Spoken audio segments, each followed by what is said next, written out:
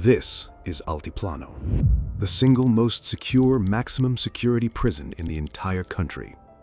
It is a modern fortress, engineered specifically to hold the unholdable. The exterior walls are reinforced concrete, 3 feet thick. Cell phone signals are aggressively jammed from miles in every direction. The airspace above it is strictly restricted by the military, and a network of subterranean acoustic sensors monitors the ground for any sign of tunneling or structural breach. By every metric of modern law enforcement, it is considered entirely escape-proof.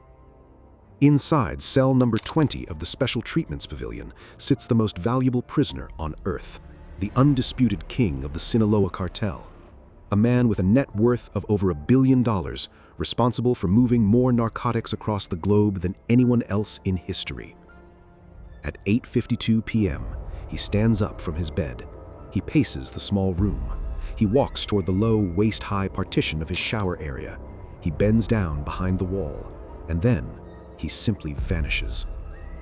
By the time the guards realize the cell is empty, the alarms are utterly useless. Joaquín El Chapo Guzmán has just pulled off the most humiliating, logistically impossible prison break in modern history. He didn't use smuggled explosives. He didn't order a violent armed assault on the gates. He used cartel billions, high-level government corruption, and a masterpiece of subterranean civil engineering. To understand how a human being vanishes from the most heavily monitored box on the planet, we have to look at the financial gravity and the unique operational playbook of the Sinaloa Cartel. Joaquín Guzmán wasn't just a brutal drug trafficker, he was a logistical savant. Under his leadership, the Sinaloa Cartel built an untouchable empire by mastering the art of the underground. While rival cartels fought bloody wars over border checkpoints, El Chapo hired elite architects and mining engineers to build highly sophisticated, climate-controlled smuggling tunnels beneath the US-Mexico border. Joaquín Guzmán had already humiliated the government once before, escaping a maximum security prison in 2001 by allegedly hiding in a laundry cart. He spent the next 13 years operating as a ghost. When Mexican Marines finally recaptured him in 2014, the political stakes were astronomical. The government paraded him in front of the media, promising the world and the US DEA that lightning would not strike twice. They placed him in Altiplano, confident he would rot there. But El Chapo's engineers didn't look at an impenetrable fortress. They looked at a math equation. The cartel's leadership knew that a frontal assault on Altiplano would be suicide.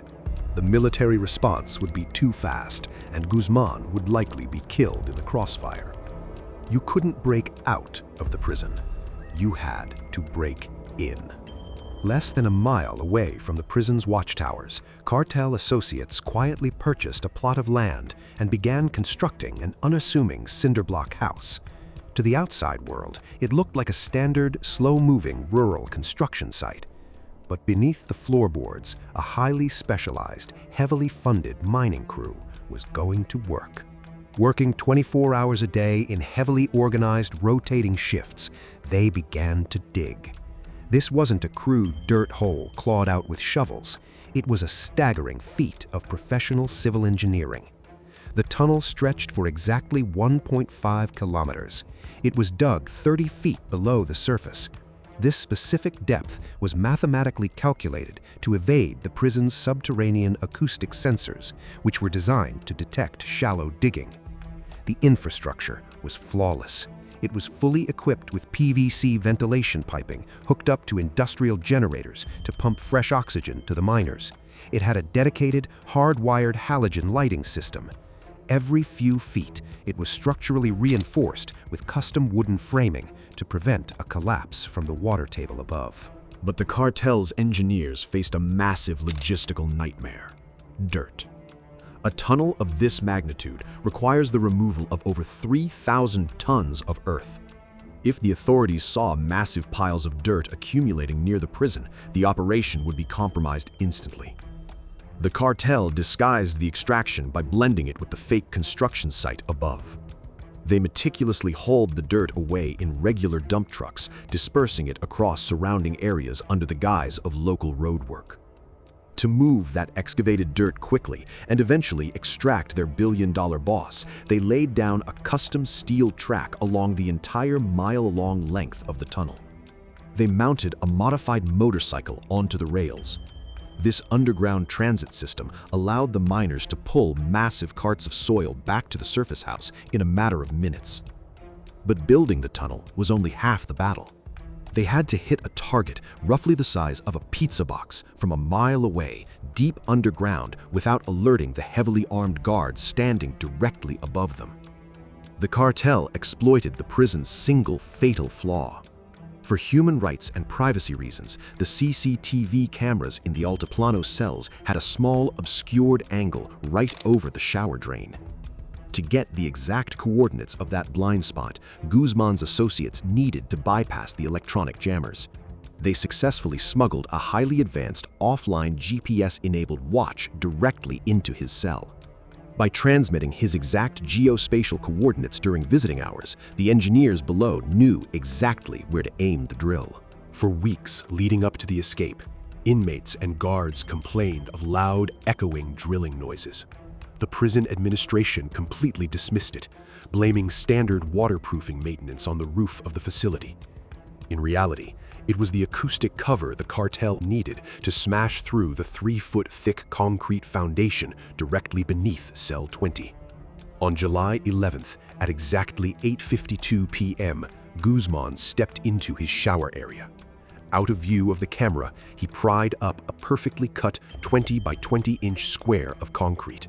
He lowered himself into the vertical shaft, climbing down a wooden ladder and dropping right onto the waiting motorcycle.